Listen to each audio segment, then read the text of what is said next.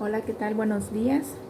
El día de hoy estaremos comenzando nuestra tercera unidad de la materia de gestión empresarial y liderazgo, la cual se titula Generación, Evaluación y Selección de Alternativas para la Toma de Decisiones. Tenemos que existen diferentes métodos para una adecuada toma de decisiones.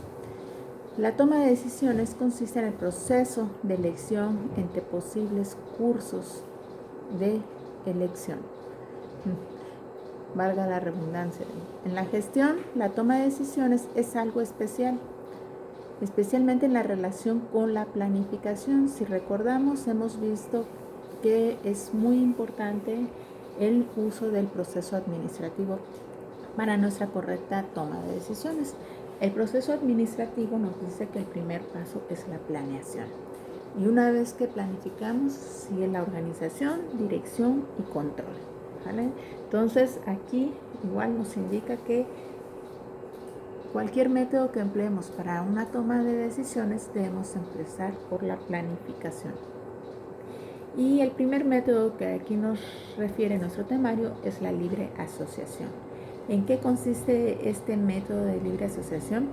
Pues nos dice que las asociaciones pueden producirse al vincular situaciones que son similares o que son opuestas.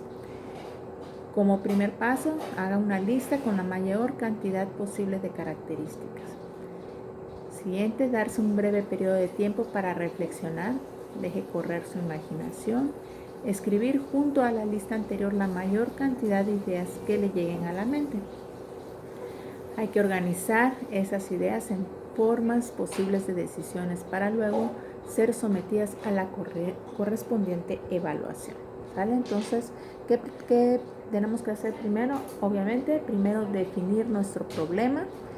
Posteriormente, una vez que ya tenemos definido nuestro problema, pues enlistar todas las posibles soluciones que se le puedan dar para posteriormente analizarlas. Y eso nos da pie al inicio de nuestro siguiente enfoque, que es el enfoque analítico. ¿Qué es analizar? ¿Qué entendemos por la palabra analizar? Cuando analizamos alguna situación, cuando analizamos algo, ¿qué hacemos? Lo que hacemos es desglosar ese problema en todos sus componentes y analizarlo por cada una de sus partes. En eso consiste nuestro enfoque analítico. Veamos, dice.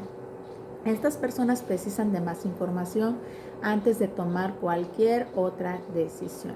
Los individuos situados en este sitio analítico se caracterizan por su capacidad para adaptarse o afrontar situaciones únicas.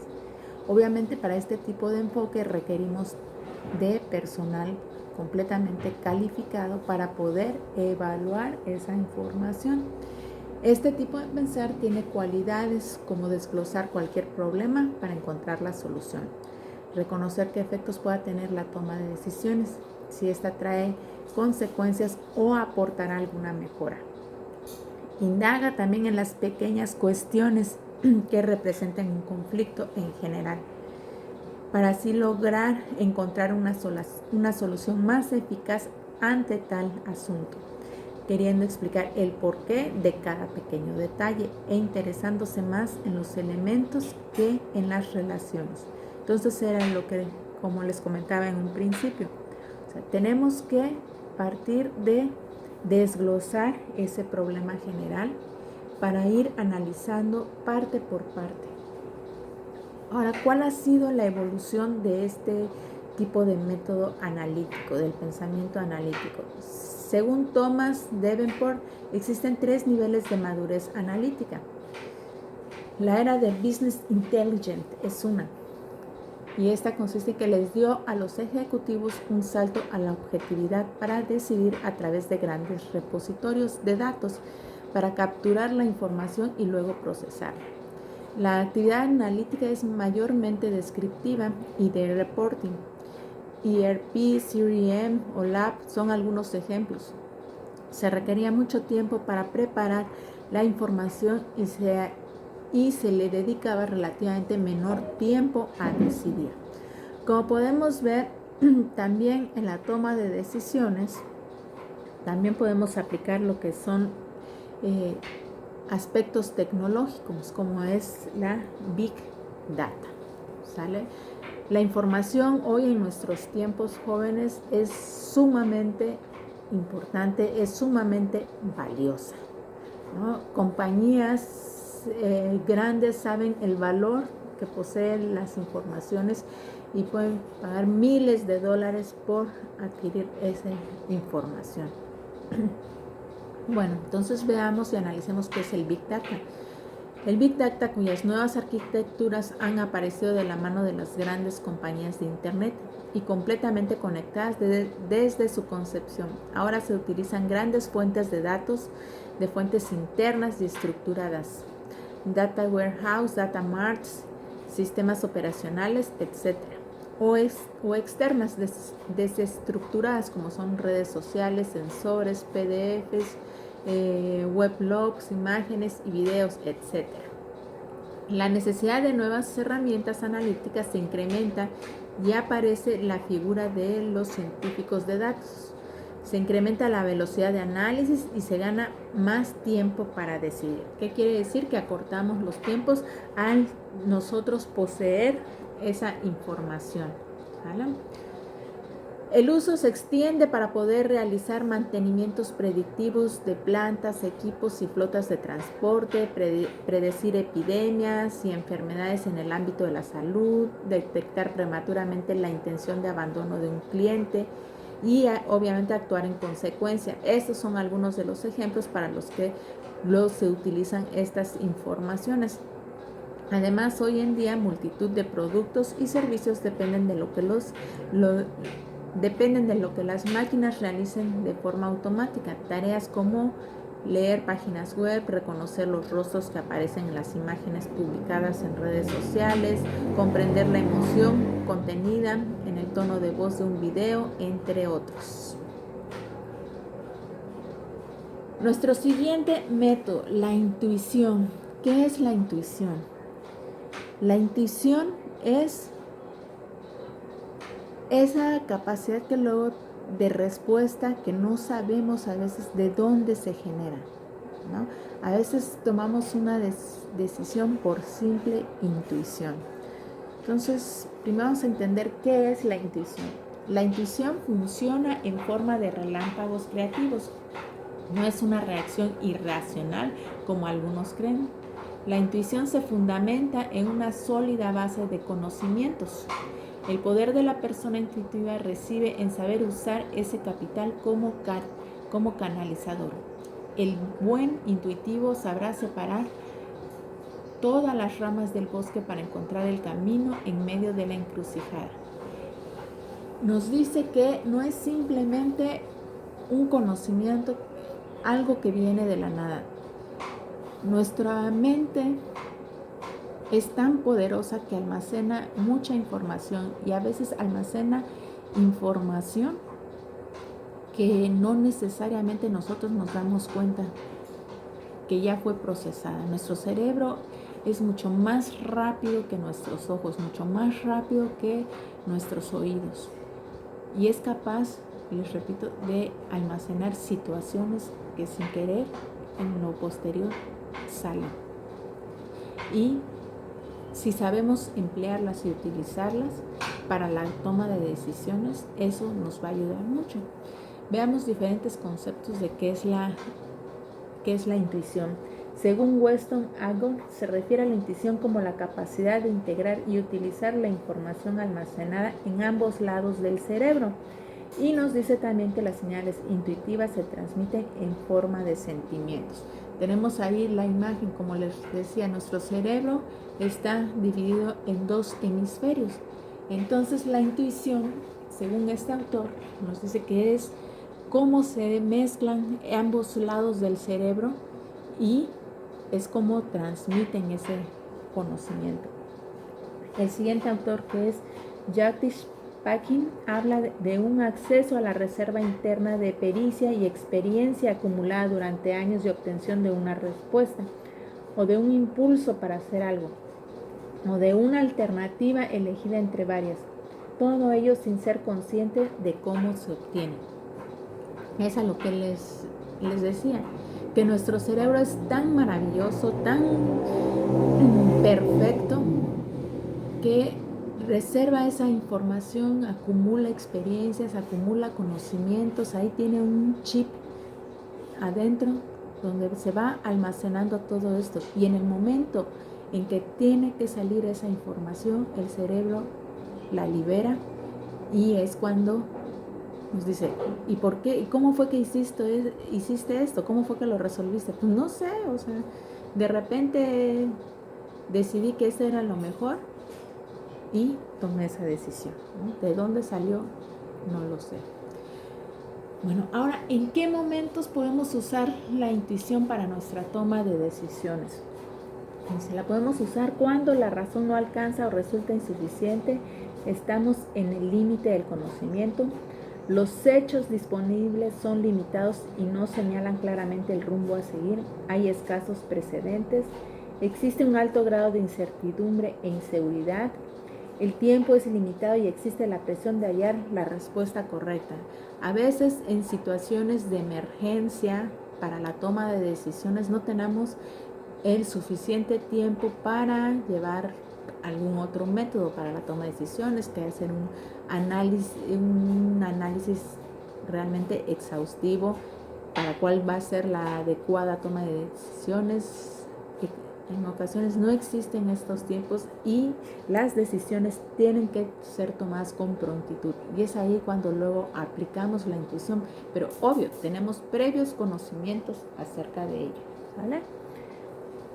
¿Podemos confiar en la intuición en la toma de decisiones de negocios? En el mundo de los negocios la intuición recibe distintos nombres, le llamamos corazonada, presentimiento, olfato, instinto, etc. A la hora de tomar una decisión rara vez tenemos todos los elementos que necesitamos. En muchos casos la información disponible no es confiable, entonces es cuando debemos recurrir a otros recursos para decidir, en este caso pues nuestra intuición. Pongamos aquí un caso. Nos dice, imaginemos que estamos por firmar un contrato. Sin embargo, uno de nuestros colaboradores nos dice acerca de la persona con la que estamos a punto de cerrar el negocio, que no le gusta. Y le preguntamos, ¿por qué? Pero el colaborador es incapaz de explicarnos sus motivos de forma racional a través del discurso que deberíamos hacer caso a esa intuición. O sea, no es capaz él de explicarnos, bueno, ¿por qué no te gusta? Es que no sé, yo siento que no me gusta, que hay algo ahí, pero no lo puedo explicar, ¿no? Entonces dice, con frecuencia tenemos pequeños indicios sensorios por debajo de la línea de la conciencia que producen pequeñas variaciones en nosotros. Percibimos algo no claro, que no sabemos lo que es y que nos hace dudar y nos deja en un estado de incertidumbre. Dudamos sin saber por qué dudamos. O sea, le preguntamos, ¿pero por qué no te gusta? ¿Qué es lo que no te gusta en concreto? Y la persona insiste, es que no lo sé, simplemente no confío, algo me dice que no está bien, algo me dice que esto no está claro. Esa es nuestra intuición, ¿sale? El ejecutivo habitualmente enfrenta problemas que no están claramente definidos, sin un algoritmo conocido, sin causas únicas e identificables, ni la posibilidad de abordarlos siguiendo un camino lógico. Y para empeorar, las cosas deben ser resueltas en tiempos breves. Así es prácticamente inevitable que la intuición forme parte de las decisiones, pero lo que necesitamos es mejor intuición. O sea, no hay que desechar esta corazonada, ¿no? Es decir, tomarla digna de confianza. De esta forma, la intuición nos llevará a la dirección correcta, hacia la información significativa, y nos ayudará a evaluar conclusiones que se han deducido lógicamente. Entonces, la intuición también es importante para nuestra toma de decisiones, pero también es importante que exista un conocimiento previo, que tengamos suficiente información al respecto y así poder hacer caso y de manera adecuada a esa intuición. O sea, usarla para nuestro beneficio. Y el siguiente punto, que es el pensamiento analítico. El pensamiento analítico es un pensamiento razonable y reflexivo acerca de un problema que se centra en decidir qué hacer o en qué creer y la relación existente entre ese problema y el mundo en general. El rasgo distintivo de este tipo de pensamiento es que divide el objeto de estudio o problema en partes más pequeñas que son identificadas, categorizadas y analizadas de forma separada. Ahora, ¿cuáles son esas características de ese pensamiento analítico? El pensamiento analítico se fundamenta en evidencias y no en emociones, ¿ok? Todo caso contrario con respecto a la intuición, y siempre se pregunta el qué. Siempre está presente en el análisis de esto, qué es, para qué es, de qué sirve, cómo llegó a ser, ¿vale? Es detallista y metódico, desarrolla la habilidad de investigar y permite organizar los pensamientos con precisión y claridad. También el pensamiento analítico implica poder descomponer las partes de un problema para entender su estructura y cómo se interrelaciona, pudiendo identificar lo relevante y lo irrelevante.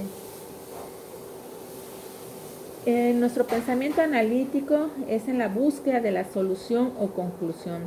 Se atraviesan varias instancias como son la formulación de hipótesis, la reformulación del problema, la reflexión y el planteamiento de nuevas estrategias. Como vimos en el primer tema, para poder plantear un problema, pues hay que generar hipótesis, hay que reformularnos el problema de diferentes formas, de diferentes puntos de vista, desde diferentes enfoques, ser reflexivos, plantearnos diferentes estrategias para su solución.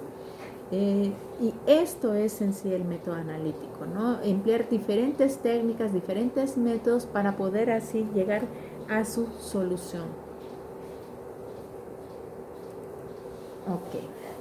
Bueno, el pensamiento analítico, dice el número 1, como su nombre indica, es analítico, ya que disgrega las partes de un todo para analizar el significado de cada una de ellas, interesándose más por los elementos que por las relaciones. Es secuencial, ¿qué quiere decir? Que es una serie de pasos. Es secuencial, ya que sigue pasos en secuencia para el análisis, estudiando literalmente, sin saltos ni alteraciones, cada una de las partes, ¿vale? Luego es resolutivo o convergente, pues en todo momento está enfocado en la búsqueda de una solución. El pensamiento analítico es poco dado a irse por las ramas o indagar escenarios alternativos. Todo pensamiento, y el analítico no es la excepción, está compuesto por 8 elementos básicos. Al pensar se plantean preguntas y se usa información basada en datos, hechos, observaciones y experiencias. Se piensa en un propósito con un punto de vista o marco de referencia que está basado en suposiciones. En el proceso del pensamiento se usan conceptos, teorías, definiciones que permiten hacer interpretaciones o inferencias, es decir, conclusiones o soluciones. El pensamiento analítico implica la aplicación de reglas de la lógica y la búsqueda de la verdad mediante procesos inferenciales, ¿sale? Como dijimos, es racional. Además, desarrolla habilidades del pensamiento lógico. Aquí también la lógica nos ayuda mucho para esa toma de decisiones, emplear la lógica, reforzando las capacidades para razonar con orden, analizar, comparar y sintetizar. Para llevar a cabo este proceso también nos sugieren algunas herramientas, como es la elaboración de mapas mentales, cuadros sinópticos, las nubes de palabras, la línea del tiempo. Son herramientas que nos pueden ayudar para organizar la información, ¿no? Y también sintetizarla y plantearla de diferentes formas para su correcta toma de decisión. El pensamiento analítico es funcional para la resolución de problemas, pues permite la visión desde distintos ángulos y perspectivas, la reflexión y el aprendizaje de nuevas estrategias. En la toma de decisiones, el pensador analítico recopila información, la analiza, busca diferentes alternativas de solución y selecciona la más adecuada. Entonces, ¿qué hace? Recoge información, las organiza y hace ahora es que un análisis y selección. ¿Ok? Ahora, ¿qué lograrías con un correcto análisis? Dice, aprende a utilizar el pensamiento analítico, aplica sus beneficios en los negocios y en el trabajo. ¿Vale? Con todo lo expuesto se puede construir un esquema práctico del pensamiento analítico, aplicable a problemas en cualquier área de estudio, trabajo o situación cotidiana. Aquí vamos a plantear nuevamente dos ejemplos para entender cómo utilizamos este pensamiento analítico. Y tenemos los siguientes dos casos. Nos dice un caso que es un taller mecánico y un ejecutivo en atención al cliente de una empresa de telefonía celular. Ok, veamos. Primer paso, pensar en el propósito. En el caso del vehículo dice reparar el vehículo, resolver el problema del cliente al que no le enciende su celular.